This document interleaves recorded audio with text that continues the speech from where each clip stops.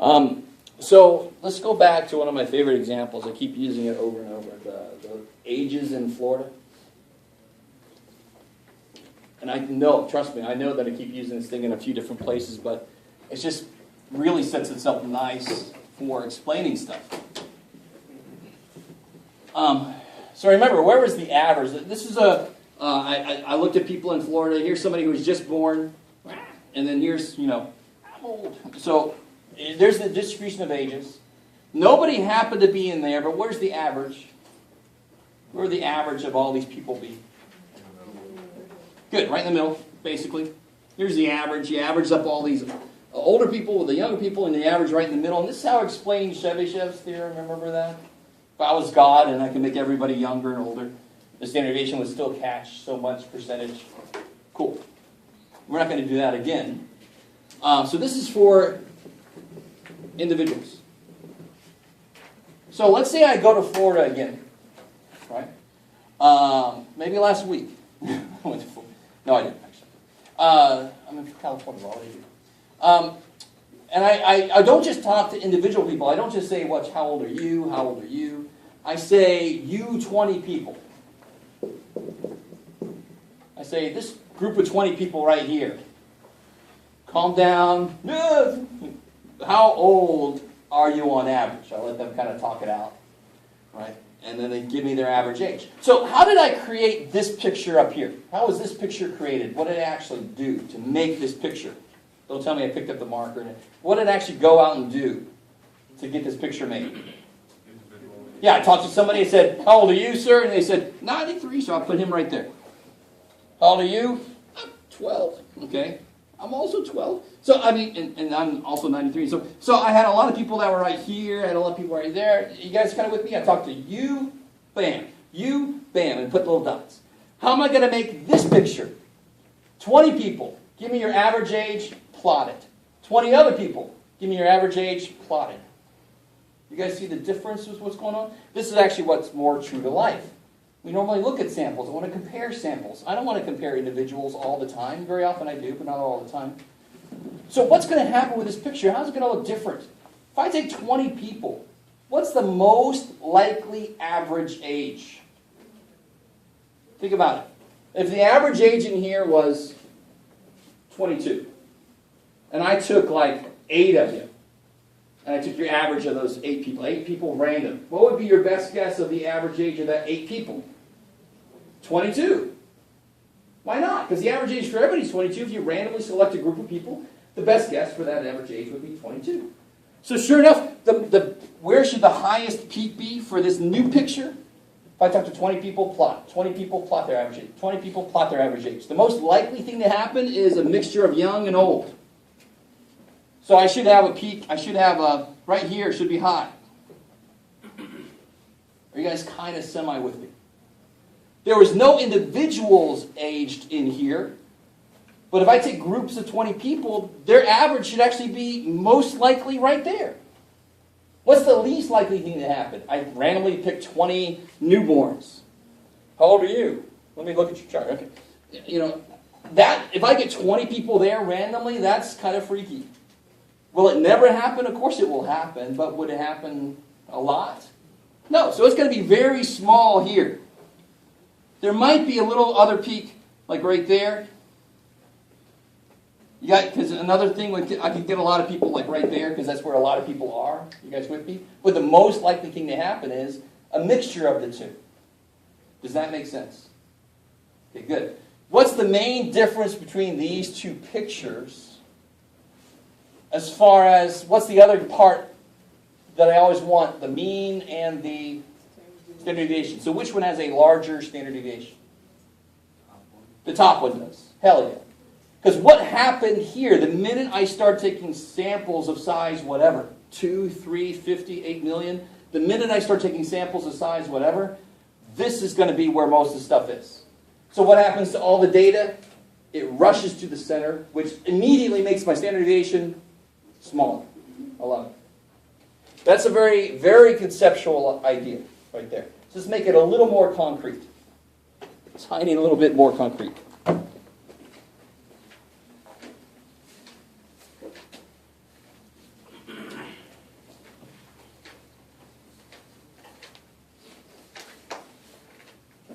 Let me ask you guys, right, this, as I'm handing these out. Has everybody filled out one of those emotion surveys? Did everybody get one of those emotion surveys? If you have no idea what I'm talking about, it was on most of the desks. Everybody get one of those? Everybody fill it out? Yes? Cool. So, and when you get done with it, just maybe at the end of class, I'll have you guys pass them up. Or maybe go ahead and pass them up right now. Everybody got theirs?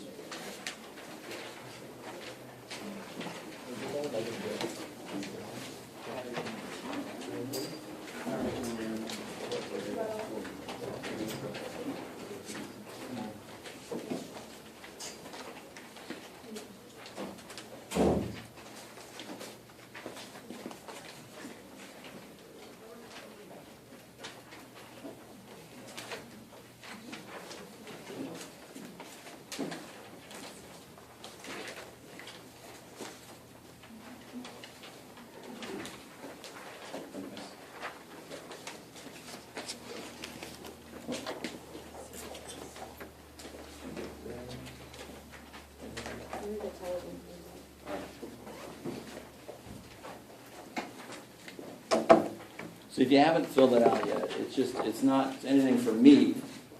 And I forgot your name, Travis. Travis. Travis is in a psychology class, and they're doing a little survey on the emotions. They're going to kind of analyze it a little bit. I want to also have us analyze the data. So I've asked for Teresa Jacobs, teacher, to give us the data once they've kind of put it down to just the raw data. And then we're going to analyze it ourselves and see if anybody in here is psychotic in any way. So, no. They said this, isn't it? Now, this is, so everybody got one of these? This is the most colorful handout I'll probably give out this whole semester, but it's a very strange idea. But hopefully, if this made sense here, this is just a more concrete example of what's going on there conceptually.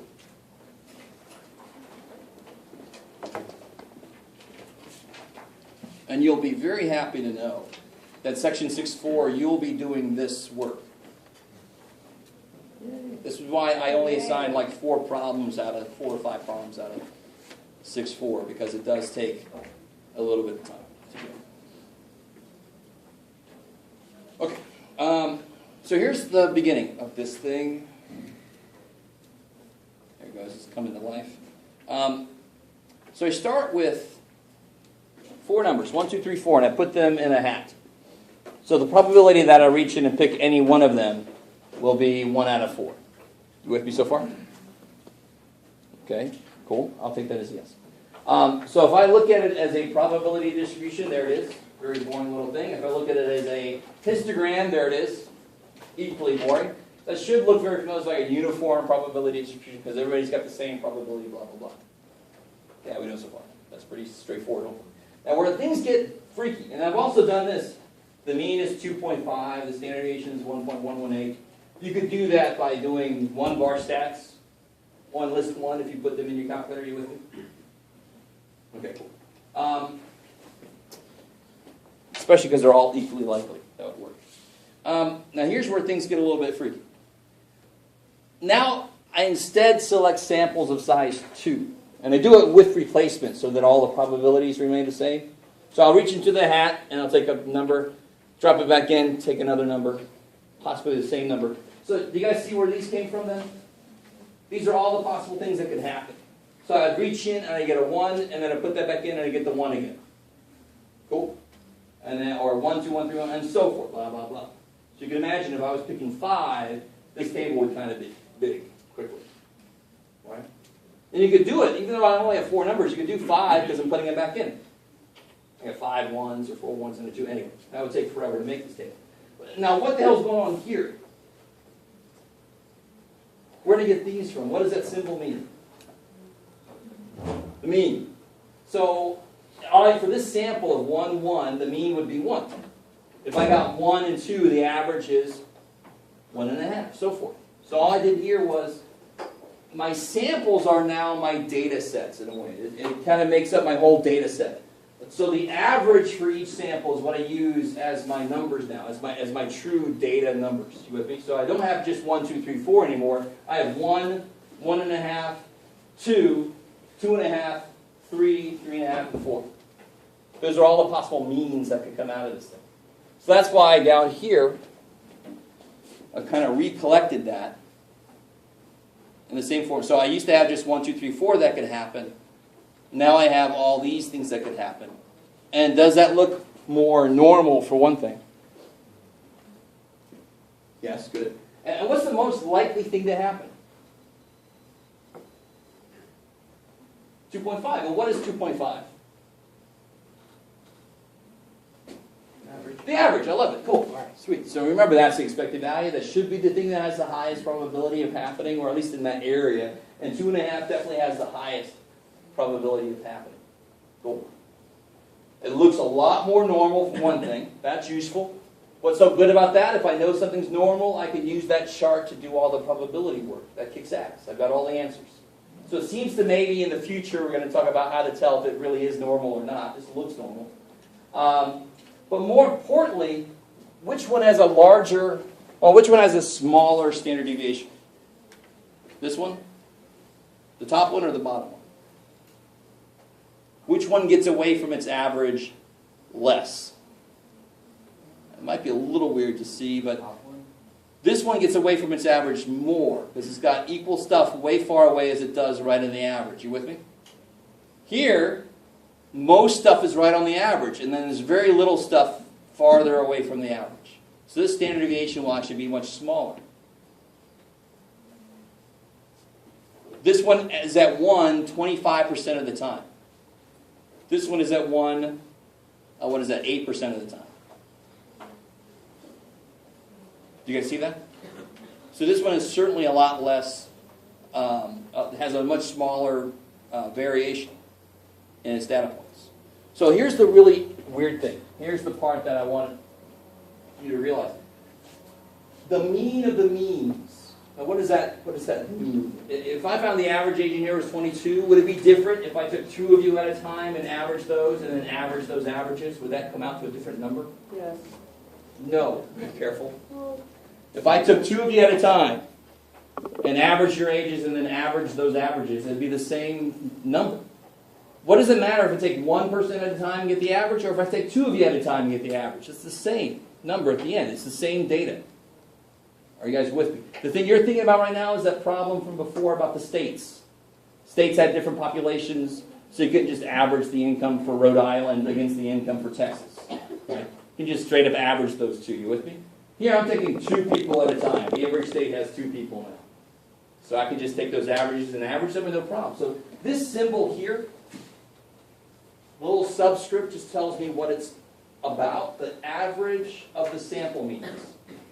It's going to be the same thing as it was before. If I average those, I'll get 2.5, the same as before. And you can kind of tell because it's symmetric. Of course I'm going to end up with 2.5 as the average, because there's equal amounts above it as there is below it. More importantly, look at the standard deviation. The standard deviation used to be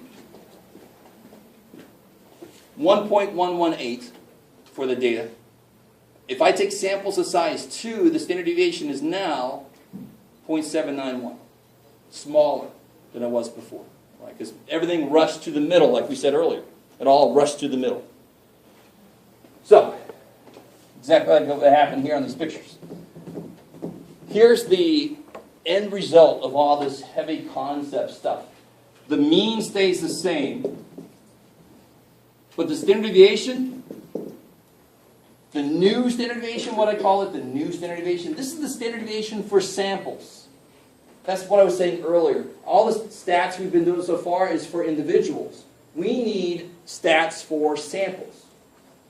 So the stat for a sample, the standard deviation would be what the standard deviation was before divided by the square root of the sample size.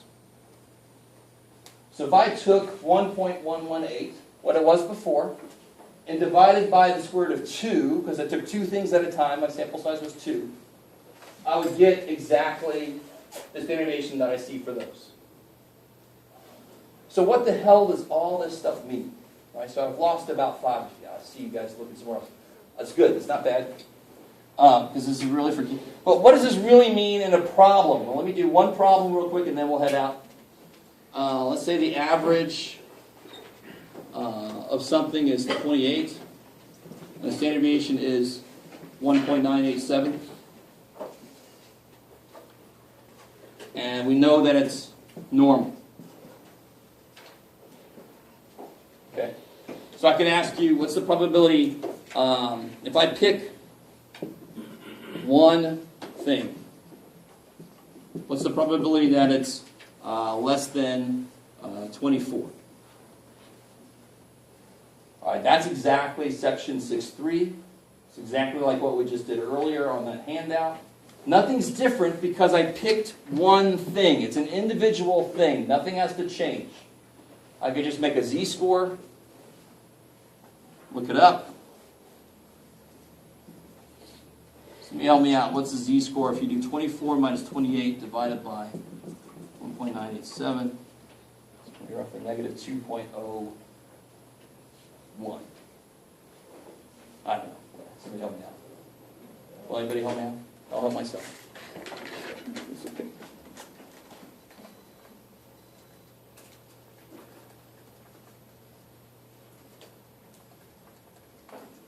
Yeah, negative 2.01.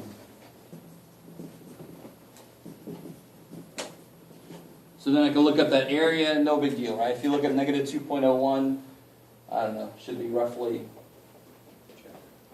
0.222. Right. Oh, yeah, look at that. That's right. 2.01. I get 0.0222. Oh. Now here's the difference. So that's old news. How do you know when to do this step? How do you know when you have to make this little adjustment? Right? You know it when I take a sample. Boy, I'm talking really slow. That means it's a good note to take. How do you tell when to do this? When I take a sample. Sample is taken. And I ask a question about the sample mean. So here, I did not take a sample. I asked a question about an individual. Here, take 10 things. What's the probability that the sample mean is more than less than 24? Now I've taken a sample, and I've asked the question about the sample mean. Therefore, I cannot use the standard deviation that's good for individuals. I have to use the standard deviation that's good for groups of size 10. So what's the only difference then between this work and that work? The first thing I need to do is to adjust the old standard deviation. What's the standard deviation that I want to use? It's going to be the old one divided by square root of n. The old standard deviation was 1.987. Divided by what? How big is my sample? 10. So divided by the square root of 10. It's like 0.6 something.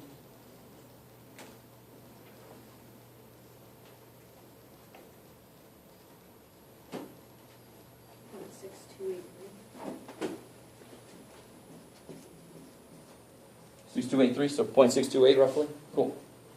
And now you do the same damn thing we just did. That's the only thing that changes. So it took me forever to talk about it. Several of you have no idea what the hell I was saying. You got pictures and colors and crap, and you're like, I don't know what the hell. The really nice thing is, in the work, the only thing that changes is you change the standard deviation. Then you make a z-score. 24 minus 28 divided by the correct standard deviation. The standard deviation that works for groups of 10 things. So when you do that, you get something like 6.7. What is it? 6.36? 9? Negative. Thank you. Negative, yeah. Well, I'm glad this came up, because can you look that z-score up on your chart? All right, so if I draw a little picture here, I got my 28, I got my 24. We made a z-score of negative 6.37. When you try to look that up, the chart has nothing, doesn't it? It says below negative 3.5 is 0.0001, which is crap. I'm so damn far out. I'm so damn far down. What's probably somebody's even further down than me? Essentially, 0. So this is about 0%. It really makes sense. Is there a decent chance if I go out and randomly pick somebody in between classes, I'm going to get somebody who's taller than 6 foot, some dude that's taller than 6 foot? There's a decent chance of that, right? How about the chances I pick 20 people, 20 men at random, and their average height is over 6 foot? That is a much smaller chance of that, right? That's exactly basically what we're saying right here. Groups of people have a much smaller chance to be at these extremes than individuals would. Yay. All right, so next time we'll do a lot more with that. Yeah? What should we know for the quiz on Wednesday? Like, Chapter 5. The X, P of X stuff. So like the handout we did together and binomial probability. Yeah. So I'll put the formulas up on the board for quizzes like I always do.